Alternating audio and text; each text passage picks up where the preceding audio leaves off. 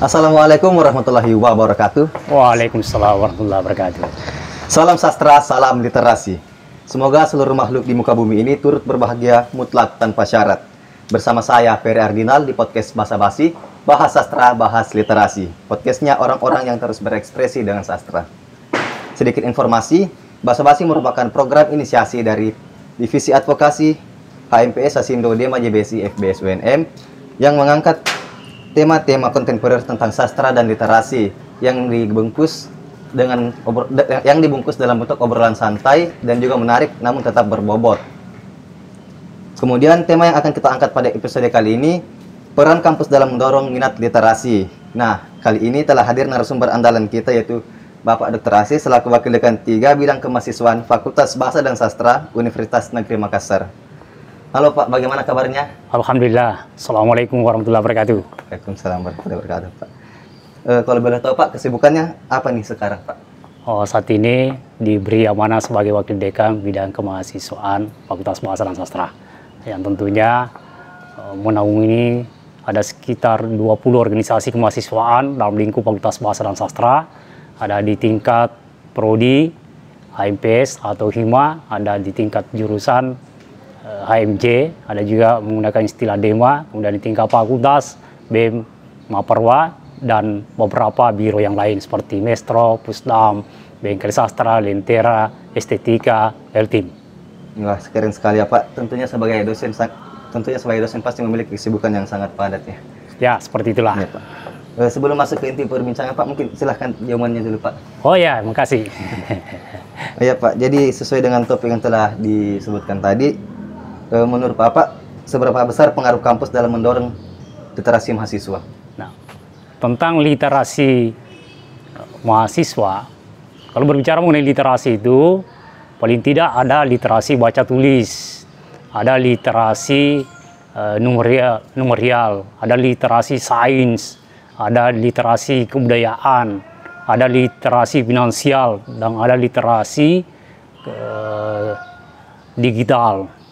Nah, kalau kita fokus mengenai literasi baca tulis, tentunya kampus itu selalu mendorong mahasiswa dalam kegiatan program kreativitas mahasiswa. Itu salah satunya, agar mahasiswa itu memiliki kemampuan untuk menulis dan sekaligus untuk melakukan kajian-kajian secara mendalam mengenai sebuah fenomena yang ada. Dan ini juga berkaitan dengan literasi sains.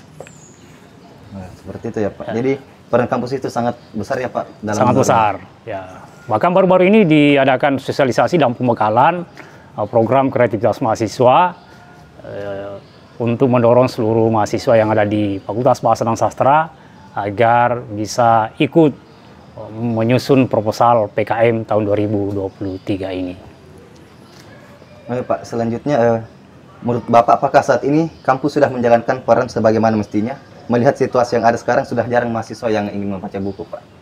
Nah, fenomena saat ini yang terjadi, ada kalanya mahasiswa itu jarang mau membaca buku. Hal itu dilatar belakangi oleh faktor banyaknya informasi yang bisa diakses melalui jaringan internet.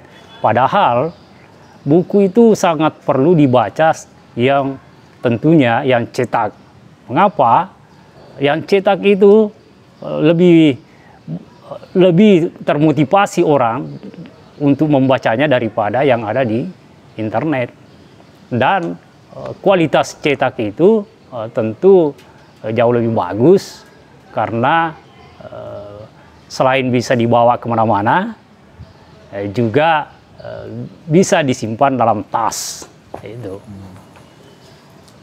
Selanjutnya Pak, dengan adanya program MBKM yang mewajibkan mahasiswa keluar dari lingkup kampus, apakah pihak birokrasi memiliki langkah taktis untuk meningkatkan kembali daya literasi mahasiswa di FBS ini Pak? Nah, tentang daya literasi mahasiswa, tentu memang harus difasilitasi sebelum mengikuti program Merdeka Belajar, Kampus Merdeka, khususnya di sekolah-sekolah yang disasar. Dan terutama dosen-dosen tenaga pengajar itu harus memaksimalkan fungsinya sebagai dosen PA untuk mendorong mahasiswa itu agar selalu membaca buku-buku cetak, bukan hanya buku-buku elektronik. Dan sejatinya setiap mahasiswa itu satu mata kuliah minimal 2 buku itu dituntaskan. Jadi kalau misalnya dia program 5 mata kuliah, maka paling tidak ada 10 buku cetak itu yang harus dikuasai dan betul-betul tuntas dan dikuasai. Bahkan kalau saya sebagai tenaga pengajar di ruang kelas itu selalu mewajibkan mahasiswa itu meringkas buku minimal 2 per pekan jika saya membawakan mata kuliah membaca misalnya. Tapi kalau misalnya membawakan mata kuliah yang lain, itu minimal itu 6 buku dalam 1 semester diringkas dan dikuasai. Itu salah satu cara untuk langkah taktis bagaimana meningkatkan minat literasi mahasiswa.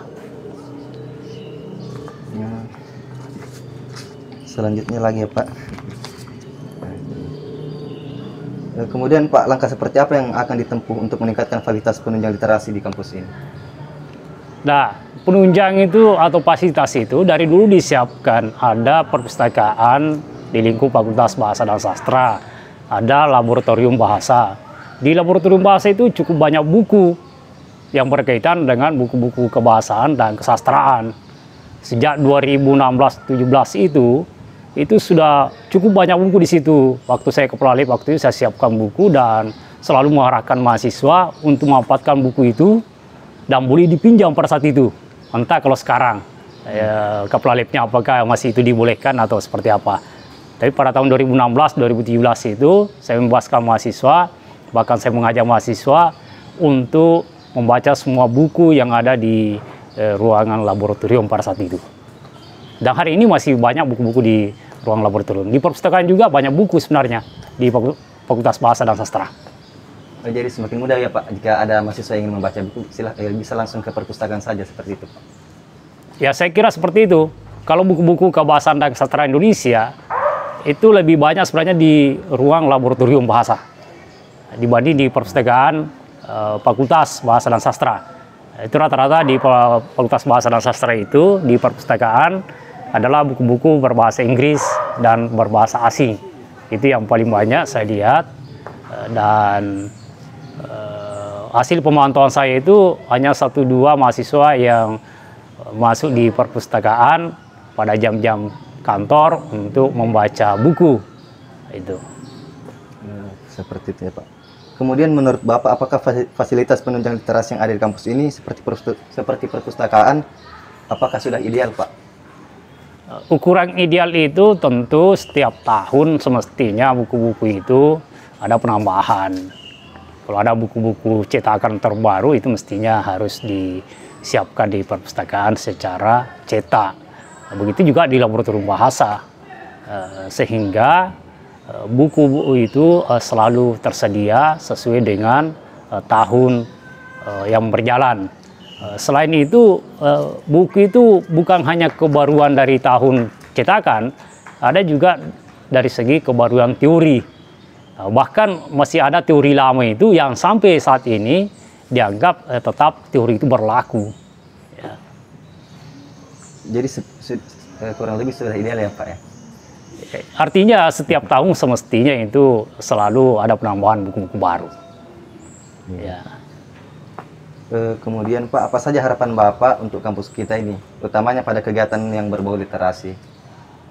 Harapan saya itu adalah mahasiswa itu memang memiliki kesadaran secara internal atau secara pribadi untuk ingin meningkatkan minat literasinya.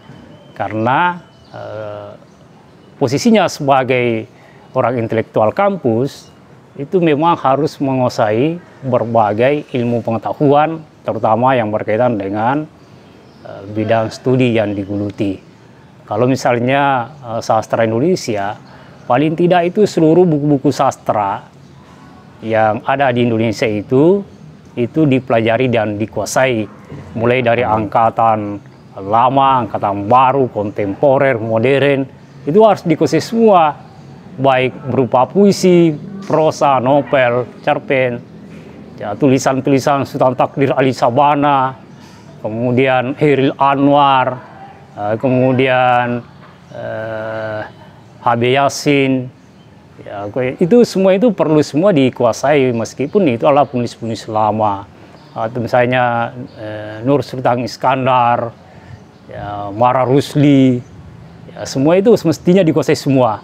Nah, jangan sampai karya-karya sastra itu yang tempo dulu tidak pernah dipelajari, itu mestinya harus dikuasai, ditambah dengan sastra-sastra modern atau yang kontemporer saat ini yang sudah banyak beredar melalui cetak dan elektronik.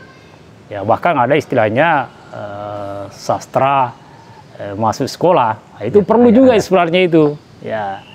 Nah, ini yang perlu ya. Jadi terutama kepada mahasiswa sastra Indonesia itu sangat perlu sekali menguasai buku-buku kesastraan.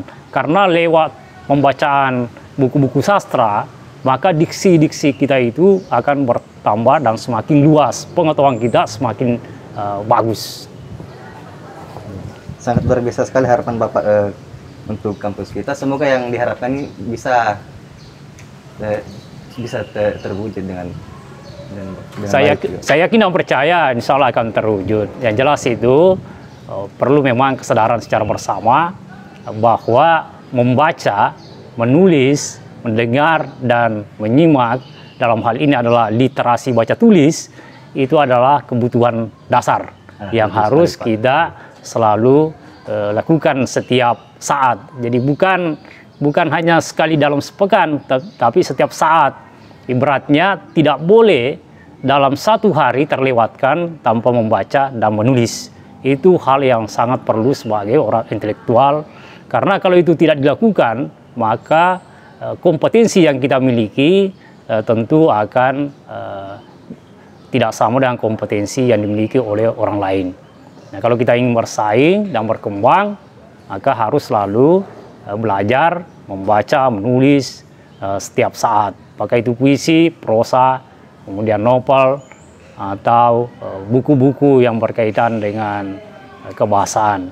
Saya kira yang seperti itu yang sangat perlu bagi kaum intelektual kampus. Ya Pak, betul sekali dengan apa yang Bapak sampaikan. Oke teman-teman, jadi sampailah kita di penghujung perbincangan yang sangat luar biasa dan berkesan ini. Dan ternyata kampus itu selalu mendorong mahasiswa untuk mengembangkan minat literasinya. Contohnya dengan mendorong mahasiswa untuk mengikuti berbagai kegiatan, contohnya seperti program EKM. Kemudian pihak kampus juga telah menyediakan buku-buku yang tentunya boleh secara bebas dibaca oleh mahasiswa di perpustakaan kampus. Nah, semoga apa yang telah dibincangkan tadi dapat memberi manfaat untuk kita semua. Untuk teman-teman yang mempunyai saran atau pendapat, bisa menuliskannya di kolom komentar. Saya ucapkan terima kasih kepada Bapak Dr. Asis yang telah menemani kita pada episode kali ini. Terima kasih. Terima kasih telah menonton. Dan tetap nantikan episode-episode selanjutnya di podcast Basa Basi. Jangan lupa like, comment, share, and subscribe. Salam sastra, salam literasi. Sampai jumpa. Salam sastra, salam literasi. Sampai jumpa.